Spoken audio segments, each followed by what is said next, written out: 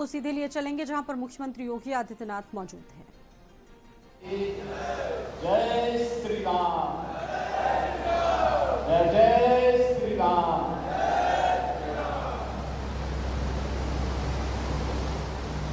सनातन धर्म के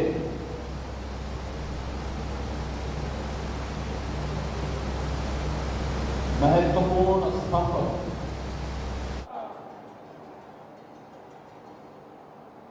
सनातन धर्म के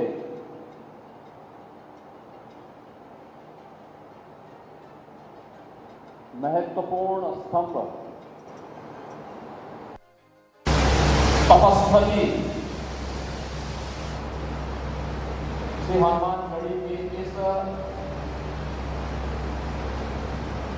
हनुमत कथा मंडपम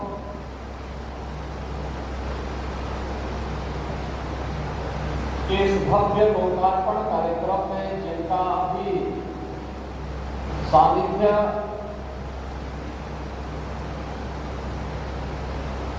सभी को प्राप्त हुआ है, ऐसे श्री हनुमानगढ़ी के गद्दी नसीब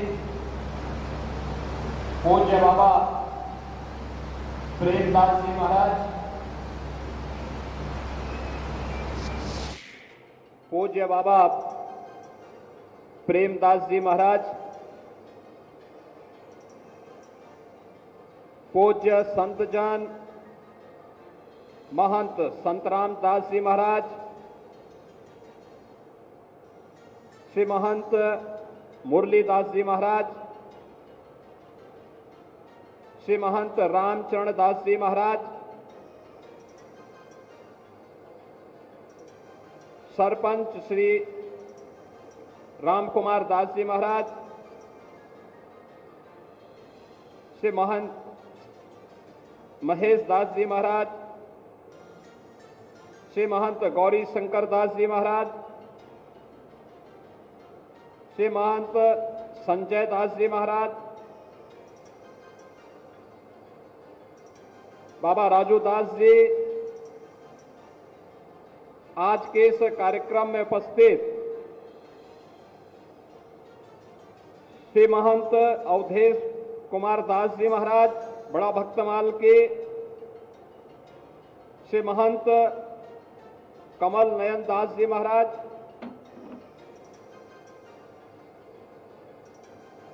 श्री महंत देवेंद्र प्रसादाचार्य जी महाराज, श्री महंत राम लखन दास जी महाराज, श्री महंत रामानंद दास जी महाराज, आज के इस कार्यक्रम में उपस्थित अयोध्या के महापौर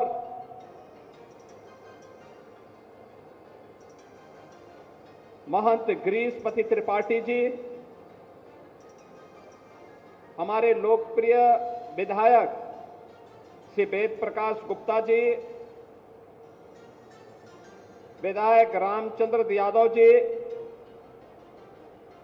विधायक डॉक्टर अमित सिंह चौहान जी, विधायक श्री चंद्रभान पासवान जी, श्री राम जन्मभूमि तीर्थ क्षेत्र ट्रस्ट के महासचिव सम्मानित श्री चंपत राय जी, भारतीय जनता पार्टी के जिला के अध्यक्ष श्री संजीव सिंह जी, महानगर अध्यक्ष श्री कमलेश श्रीवास्तव जी,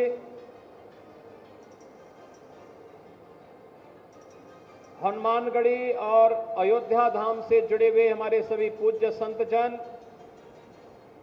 भक्तजन, मैं सबसे पहले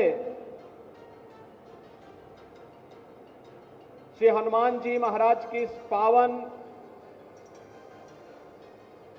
जो प्राचीन टीला था, त्रेता युग का टीला था, जिसमें हनुमान जी महाराज सदैव वास करके अयोध्या धाम की रक्षा के उत्तरदायित्व का निर्वहन करते थे। उस हनुमानगढ़ी की इस पूरी परंपरा को जिन पूज्य संत की कृपा से आज हमें यह स्वरूप देखने को मिला है, ऐसे पूज्य बाबा अभय राम दास जी महाराज के श्री चरणों में कोटि कोटि नमन करते हुए उन्हें विनम्र श्रद्धांजलि अर्पित करता हूं।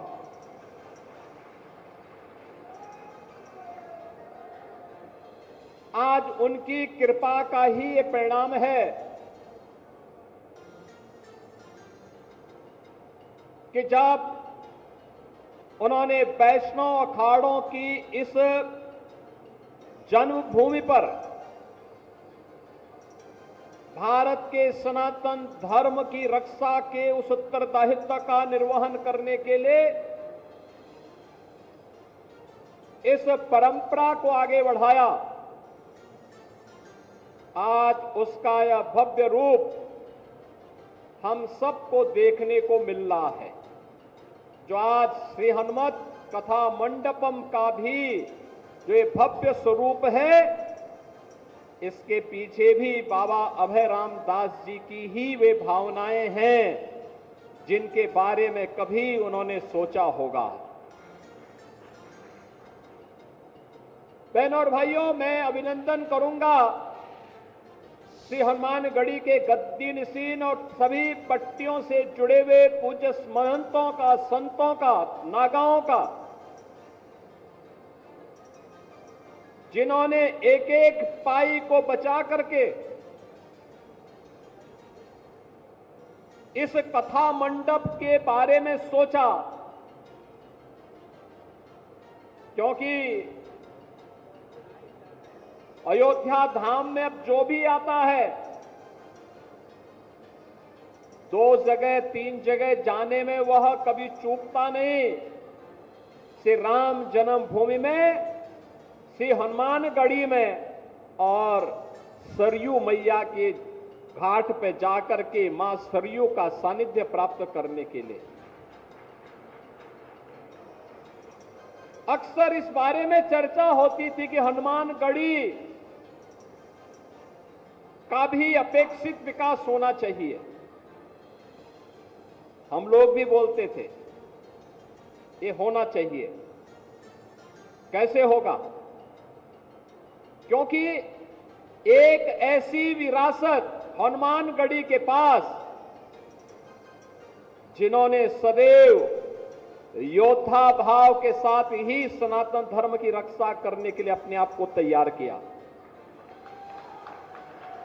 लेकिन वो योद्धा भाव आज नए भारत में बोधा के रूप में भी सबके सामने आ गया है। जब इस श्रीमद हनुमत कथा मंडपम के भव्य स्वरूप को हम देख रहे हैं, अब हर व्यक्ति बोलेगा हनुमानगढ़ी अब भक्ति और शक्ति के साथ साथ बुद्धि और युक्ति, क्योंकि कोई भी कुश्ती बिना युक्ति के नहीं हो सकती, वह बुद्धि और युक्ति का भी एक संगम बन गया है।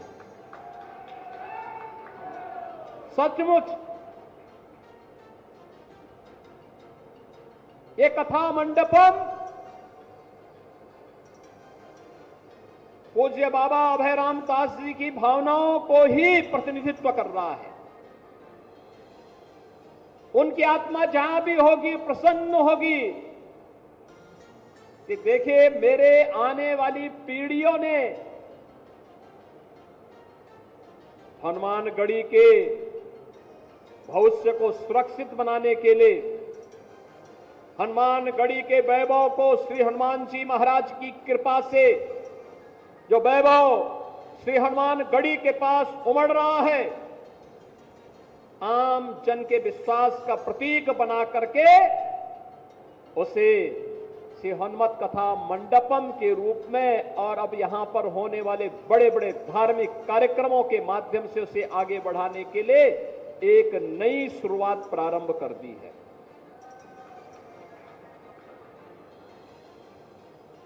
आज के इस अवसर पर मैं आप सबसे कहना चाहूंगा, हमें इस बात को ध्यान में रखना होगा, व्यक्ति हो या समाज,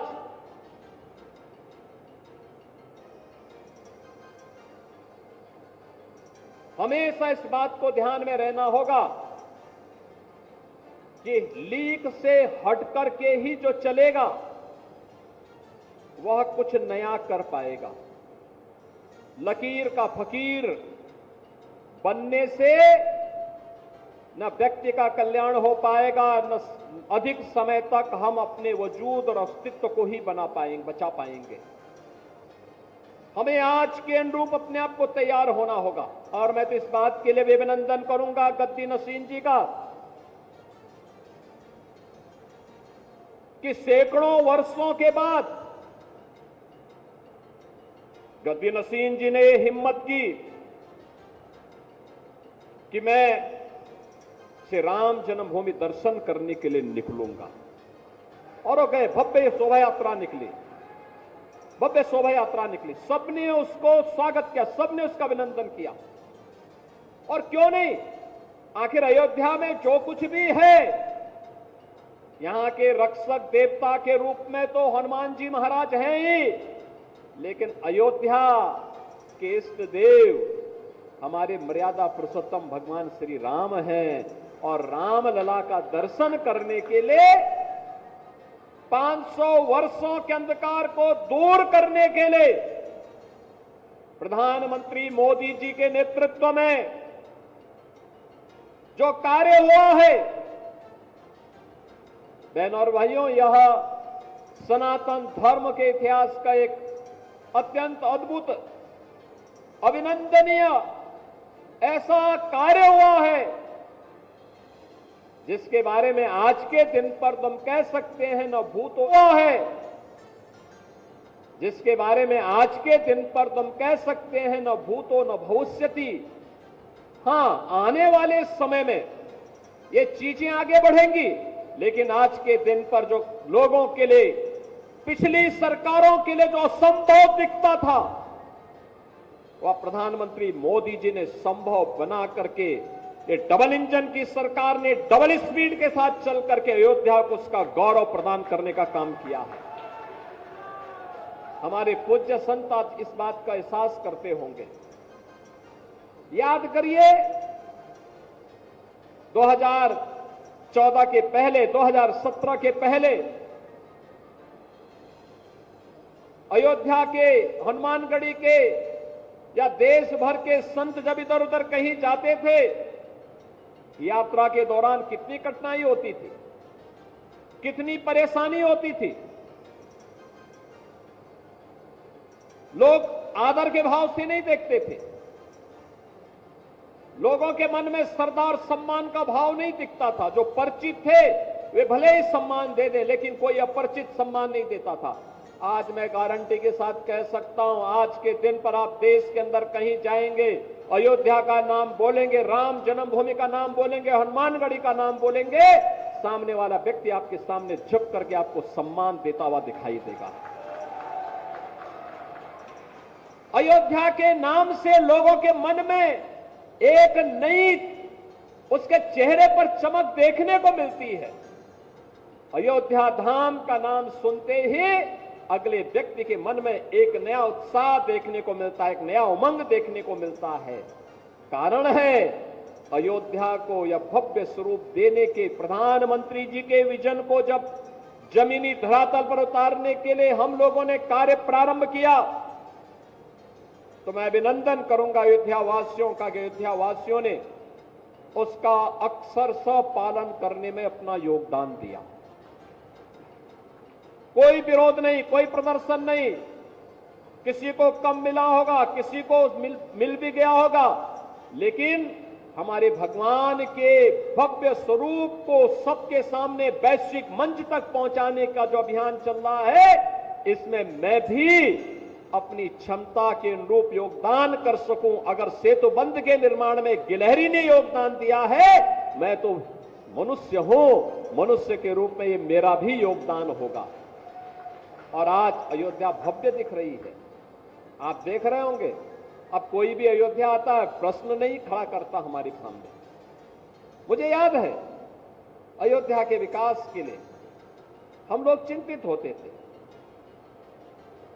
गोरखपीठ का अयोध्या से संबंध आज से नहीं, 3-3 पीढ़ी से। अयोध्या आते थे, टूटी फूटी सड़कें, दिन में बिजली नहीं होती थी, रात्रि में भी 3 घंटे 4 घंटे मिल गई गनीमत है।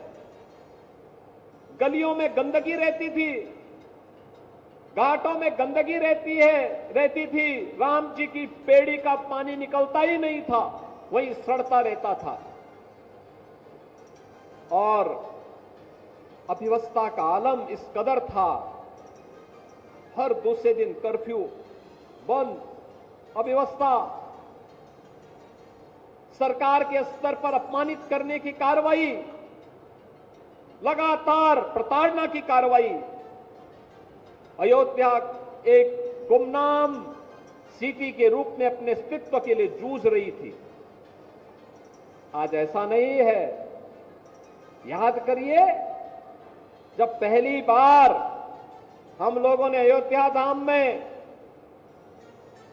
2017 में दीपोत्सव के कार्यक्रम के साथ हम जुड़ने के लिए आए थे। मेरा विश्वास था ये दीपावली तो अयोध्या ने दी है दुनिया को, भारत को दिए सनातन धर्म का प्रमुख पर्व और त्योहार अयोध्या ने दीपावली के रूप में दिया है। और भगवान श्री राम ने विजयादशमी का पर्व भी लंका विजय के उपलक्ष्य में इसी अयोध्या की देन है। तो लोग जब बोलते थे कैसे होगा, हमने कहा होगा, अयोध्या का वैभव आएगा, जरूर आएगा, कोई रोक नहीं पाएगा। दीपोत्सव के कार्यक्रम के साथ हम जुड़ने के लिए आए थे और मुझे याद है यहां के सभी पूज्य संत जन एक साथ एक मंच पर आकर के भगवान का अभिषेक करने के लिए उन्होंने भी पूरा योगदान दिया। और आज देखिए, आपकी जो कृपा उस समय थी, उसके उपरांत फिर 5 अगस्त 2020 को जब नवंबर 19 में राम जन्मभूमि का फैसला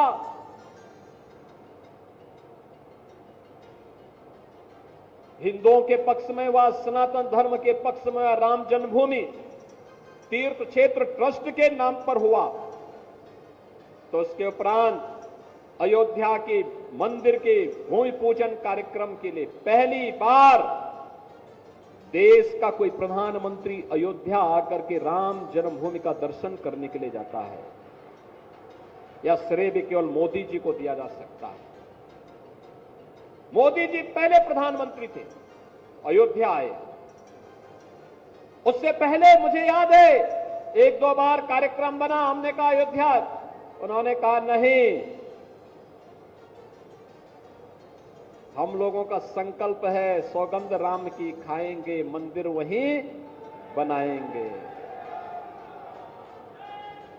और उस संकल्प की पूर्ति के लिए प्रधानमंत्री मोदी जी स्वयं अयोध्या आए और अयोध्या में उन्होंने आकर के राम लला के भव्य मंदिर की आधारशिला रखी।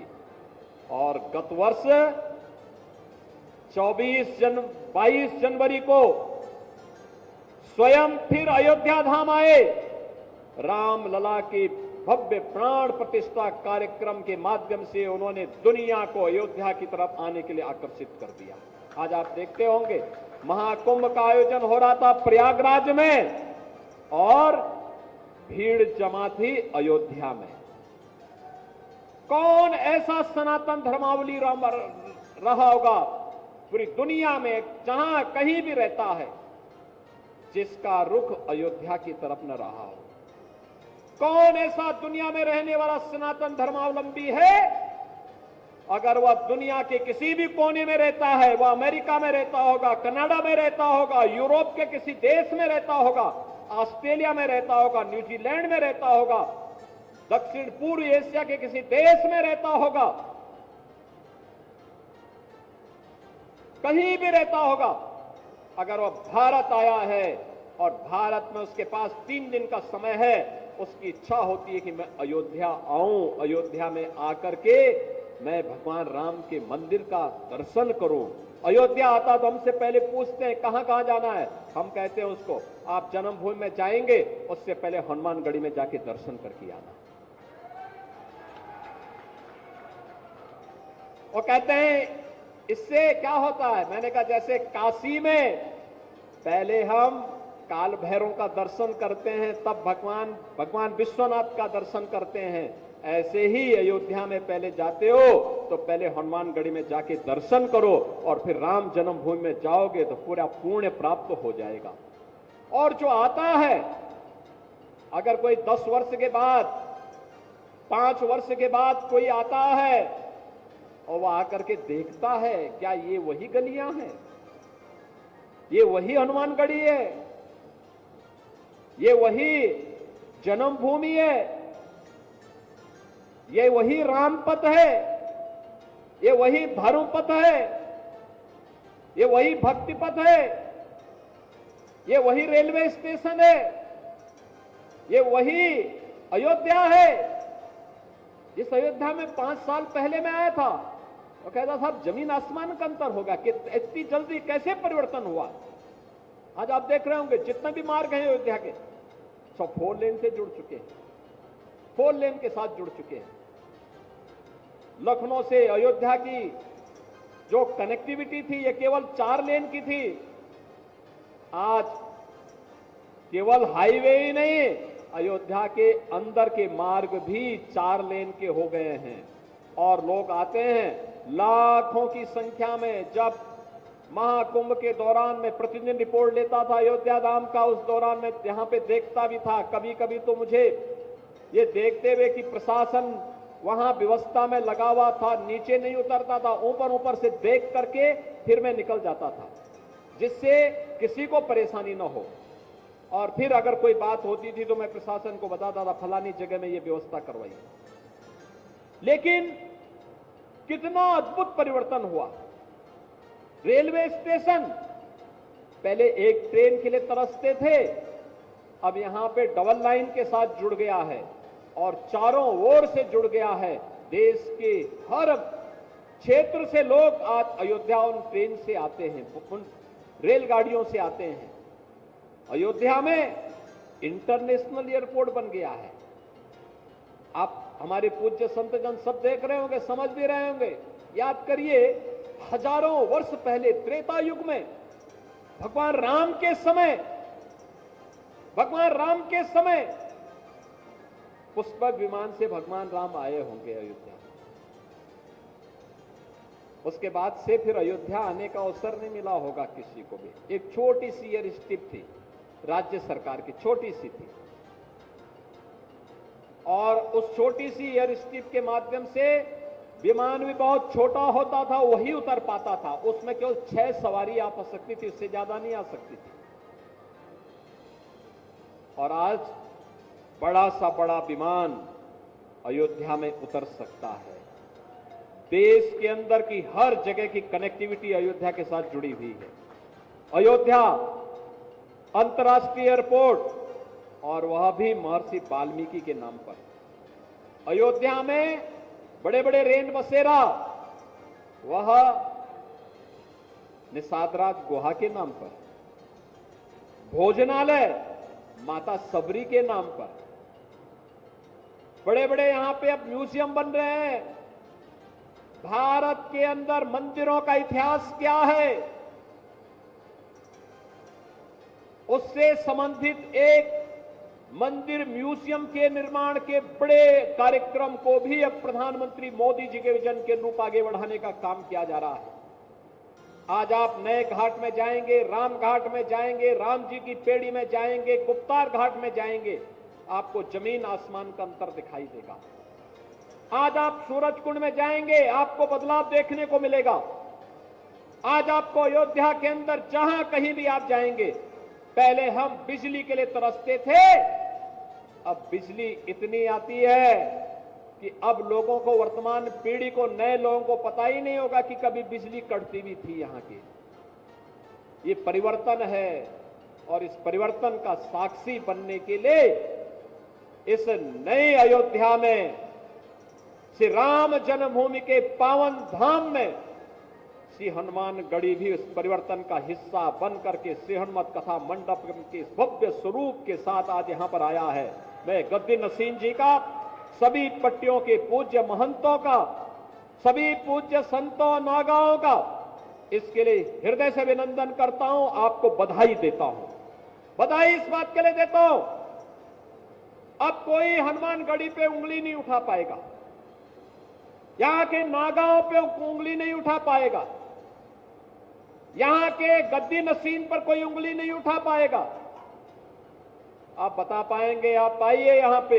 हर समय प्रयास होना चाहिए कि कथा चलती रहे, श्री हनुमान जी महाराज की कीर्तन चलती रहे, दिखाई देने चाहिए कुछ हो रहा है। और इतना भव्य स्वरूप, सामने इतनी अच्छी पार्किंग, इतने अच्छे कक्ष, अब लोग आएंगे, कोई भी आएगा, हनुमानगढ़ी भी अपनी विशिष्ट अतिथियों को ठहराने की व्यवस्था कर पाएगा।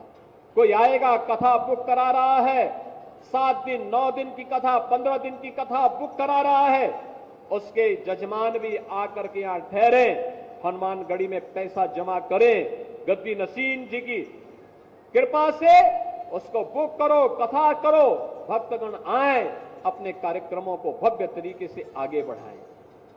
आखिर सनातन धर्म के प्रति हमारा यही तो योगदान हो सकता है, और यह योगदान एक तरफ यह इस रूप में, दूसरा हमें सनातन धर्म से जुड़े हुए कार्यक्रमों को और भव्य स्वरूप देना है, और भव्य स्वरूप देना है।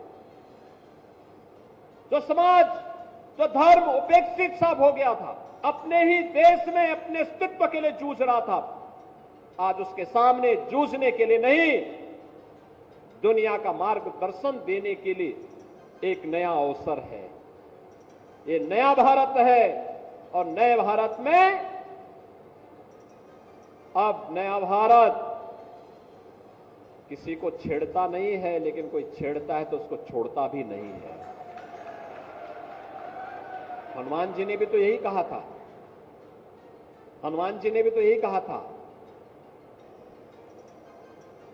जब रावण के दरबार में गए, रावण ने कहा कि भाई क्यों मार दिया मेरे लड़के को? उन्होंने कहा मैंने कहां मारा,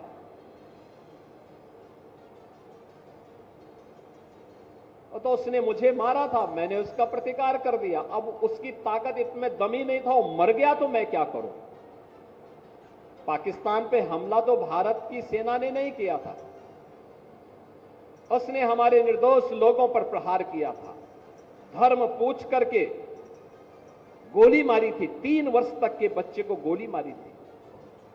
कानपुर के शुभम द्विवेदी को मात्र 2 महीने पहले शादी हुई थी उस युवा की, उसकी पत्नी के सामने गोली मार दी गई। 26 ऐसे लोगों को निर्मम हत्या कर दी गई, और उसके बाद 24 के बदले 124 लोग भारत के बहादुर जवानों के, भारत के तीनों सेनाओं के द्वारा संयुक्त रूप से की गई कार्रवाई में इतने 124 से अधिक आतंकवादी मारे जा रहे हैं। तो गलती भारत की नहीं, पाकिस्तान के उन लोगों की है जो लोग पाकिस्तान में बैठ करके आतंकवादियों को प्रश्रय दे रहे हैं, आतंकवाद को पनपा रहे हैं। और ये आतंकवाद, मैं विश्वास के साथ कहता हूं, ये पाकिस्तान को ही ले डूबेगा एक दिन। अब ज्यादा दिन नहीं रहे पाकिस्तान के पास। वैसे भी हमारे एक पूज्य संत ने घोषणा की थी कि पाकिस्तान तो ये भविष्यवाणी है, पाकिस्तान का आध्यात्मिक जगत में कोई अस्तित्व नहीं है। और याद रखना, जिसका अपना वास्तविक अस्तित्व न हो तो वह कृत्रिम होता है, और कृत्रिम कोई भी चीज होगी उसकी एक निश्चित लाइफ होगी, उससे ज्यादा नहीं। 75 वर्ष बहुत जी लिया पाकिस्तान,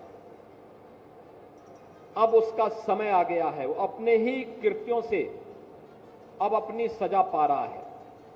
लेकिन आज भारत के बहादुर जवान जिस मजबूती के साथ पाकिस्तान को उसका जवाब दे रहे हैं, हर भारतवासी को अपनी सेना की यूनिफॉर्म पर, रक्षा बलों के अपने बलों पर के जवानों पर गौरव की अनुभूति करनी चाहिए।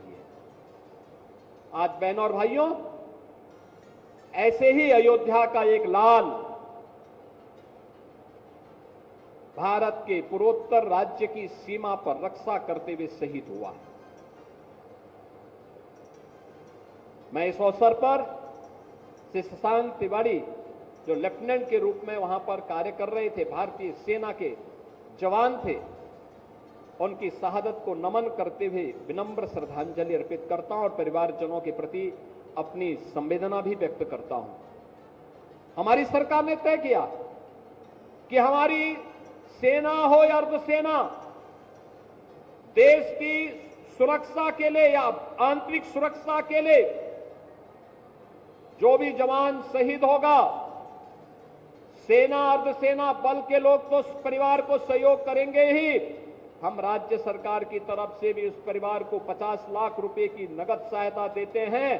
परिवार के एक सदस्य को सरकारी नौकरी भी देते हैं और साथ साथ उस जवान की स्मृति को बनाए रखने के लिए स्मारक का निर्माण भी हम लोग करते हैं।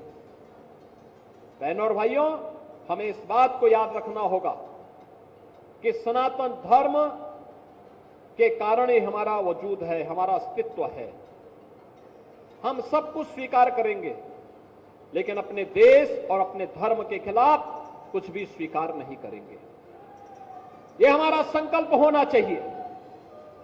श्री राम जन्मभूमि, श्री हनुमानगढ़ी, हमारे पूज्य संतों के आश्रम, हमारे मठ मंदिर, हमारे पूज्य संतजन, इस सनातन धर्म के स्तंभ हैं, सनातन धर्म के आधार हैं।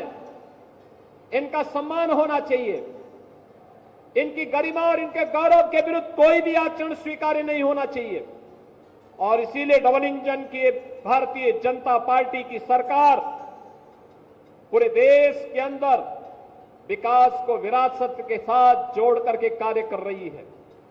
विरासत जो भगवान राम की है, विरासत जो भगवान श्री कृष्ण की है, विरासत जो बाबा विश्वनाथ की है, विरासत जो हमारे पूज्य संतों की है, और विरासत की उसी व्यवस्था को आगे बढ़ाने के लिए आज आप देखते होंगे अब हम लोगों ने अयोध्या के साथ साथ विंध्यवासिनी धाम में भी काम प्रारंभ किया। वहां भी एक भव्य कॉरिडोर दे दिया है। प्रयागराज में भव्य और दिव्य कुंभ आपने देखा होगा, कितना भव्य और दिव्य कुंभ हुआ था। सनातन धर्म का आयोजन इतनी भव्यता के साथ होगा और दुनिया की कोई माई का लाल उस आयोजन में विघ्न बाधा नहीं डाल पाएगी। यह भी हमारा संकल्प था। पूज्य संतों के आशीर्वाद से कार्यक्रम पूरी भव्यता के साथ आयोजन संपन्न हुआ। इतने लोग कभी नहीं आए थे कुंभ में। 66 करोड़ से अधिक श्रद्धालु महाकुंभ में भागीदार बने। नमामि गंगे के माध्यम से विरल और निर्मल गंगा के दर्शन हो। जो भी आया अभिभूत होकर के गया, अभिभूत होकर के गया। हमें समय रहते अपने मित्र और शत्रु को पहचानने की आवश्यकता है। याद रखना, ये काम बड़ी चालाकी से हमें करना होगा, बड़ी उसी बहादुरी के साथ जैसे श्री हनुमान जी महाराज ने किया था। याद करिए, जब संजीवनी बूटी लेने के लिए गए थे, विघ्न बाधाएं उनके सामने आएंगी और कालनेमी भी सामने आ गया था। पहचान गए हनुमान जी महाराज और कालनेमी को उसकी गति को भेजते हुए उन्होंने संजीवनी बूटी को लेकर के लक्ष्मण जी महाराज की प्राणों की रक्षा की थी। याद करना, छद्म रूप से छुपे हुए उन लोगों से हम सावधान हो जो सनातन धर्म के मार्ग में बाधक हैं, सनातन धर्म के विकास में बाधक हैं, सनातन धर्म के मार्ग में अवरोध खड़ा करते हैं और भारत की सुरक्षा में सेंध लगाने का काम कर रहे हैं। उन लोगों को हम चिन्हित करें, सरकार को बताएं, स्थानीय स्तर पर प्रशासन को अवगत कराएं। एक पक्ष या दूसरा धर्मस्थलों का भव्य स्वरूप होना चाहिए। जैसे भव्य स्वरूप अभी जैसे ही हम लोग इस सभागार में प्रवेश कर रहे थे, ऊपर मैं देख रहा था हनुमान जी महाराज की कितनी भव्य प्रतिमा लगी हुई है, कितनी भव्य प्रतिमा। जो आएगा बाहर का दर्शन करते ही भूत हो जाएगा। कितना भव्य स्वरूप इस सभागार का दिया है। लोग आएंगे इतनी मजबूती के साथ यहां पे आकर के उतने उत्साह के साथ कथा का श्रवण कर पाएंगे। हनुमान जी महाराज की कृपा, एक तरफ बजरंगबली है और दूसरी तरफ स्वयं रामलला विराजमान है। दोनों की कृपा और मध्य में यह श्री हनुमत कथा मंडपम की कृपा प्रसाद से उत्तर में सरयू मैया का आशीर्वाद, ये सभी कुछ यहां पे प्राप्त होगा। इस त्रिवेणी को इस श्री हनुमत कथा मंडपम के माध्यम से आज यहां पे प्रस्तुत करने का जो कार्य हुआ है, इसका लोकार्पण का जो कार्यक्रम हुआ है, मैं इसके लिए गद्दी नसीन जी को, सभी पट्टियों के श्री महंत को, संतों को, सभी नागाओं को, अयोध्या धाम से जुड़े हुए श्री राम जन्मभूमि तीर्थ क्षेत्र ट्रस्ट से जुड़े हुए सभी अपने पदाधिकारी और पूज्य संतों को एक बार इस कार्य के लिए अयोध्या वासियों को हृदय से बधाई देता हूं। हनुमानगढ़ी के अपने सभी नागाओं का आह्वान करूंगा।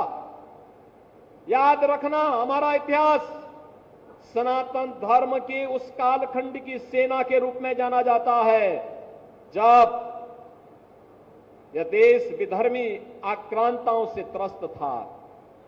तब इन वैष्णव तीनों अन्य अखाड़ाओं ने सनातन धर्म की रक्षा करने के लिए अपने आप को समर्पित किया था, तब समर्पित किया था। और हमारा वह इतिहास याद रखना, अपने उस इतिहास पर हमें गौरव की अनुभूति होनी चाहिए। याद करिए, श्री राम लला का प्रकटीकरण जब दिसंबर 1949 को होता है, तब भी इसी हनुमानगढ़ी के एक पूज्य संत, एक नागा के रूप में बाबा अभयराम दास जी उस समय भी थे। उनकी भी उस समय कृपा मिली थी। आज सोचिए, अगर हम भी ये छोड़ देते कि अभयराम दास जी महाराज भी अगर ऐसे कर देते, क्या होता? छोड़ देते सबके भरोसे कि चलो जाने दीजिए, मेरा क्या जा रहा है। क्या ये भव्य स्वरूप राम जन्मभूमि का हमें देखने को मिलता? क्या हम लोग इस रूप में देखने को मिलता? लेकिन नहीं, वह लड़ाई लड़ी गई। सोचिए उस कार्यक्रम को किस मजबूती के साथ दिगंबर अखाड़ा के हमारे श्री महंत पूज्य रामचंद्र परमहंस दास जी महाराज लगातार उसके लिए जूझते रहे। सरदेव अशोक सिंघल जी विश्व हिंदू परिषद के हमारे अंतर्राष्ट्रीय कार्यकारी अध्यक्ष के रूप में लगातार, जिनका पूरा जीवन सनातन धर्म और राम जन्मभूमि के लिए समर्पित था, मेरे पूज्य गुरुदेव पूज्य महंत अवेद्यनाथ जी महाराज, आज इन सभी पूज्य संतों की, इन सभी हुतात्माओं की, इन सभी पवित्र आत्माएं जहां कहीं भी होंगी, अयोध्या के वैभव को देख करके निश्चित ही उनकी आत्मा में संतुष्टि का अनुभव हो रहा होगा कि चलिए अयोध्या हमारे संघर्षों की, पूज्य संतों के संघर्षों की जो एक गाथा है, आज वह उस वैभव को प्राप्त कर रही है जिसका वह हकदार थी। और वह हकदार अयोध्या में आज हम सबको इस रूप में देखने को मिलता है। अयोध्या बदली तो हनुमानगढ़ी ने भी संकल्प लिया कि हम भी इस मार्ग के पथिक बन करके भव्य स्वरूप बना करके दिखाएंगे। ये श्री हनुमत कथा मंडप उसका एक भव्य रूप हम सबके सामने प्रस्तुत कर रहा है। मैं बाबा प्रेमदास जी महाराज का और आप सभी पूज्य संतों करता हूं, इस पूरे कार्यक्रम के लिए हृदय से बधाई देता हूं और उन्हें इस बात के लिए आश्वस्त करता हूं, हनुमानगढ़ी और अयोध्या के विकास के लिए जिस भी प्रकार के सहयोग की आवश्यकता होगी, ये डबल इंजन की सरकार सदैव आपके साथ खड़ी होगी। आप सब मेरे साथ बोलेंगे, जय जय श्री राम, जय जय श्री राम, जय जय श्री राम। मुख्यमंत्री योगी आदित्यनाथ को आप सुन रहे थे अयोध्या से, और 2017 के बाद से अगर हम देखें तो मुख्यमंत्री 100 से ज्यादा बार अयोध्या पहुंचे और हमेशा हर उनकी जो अयोध्या की यात्रा रही वो हनुमानगढ़ी जरूर है। विशेष लगाव का भी जिक्र हुआ।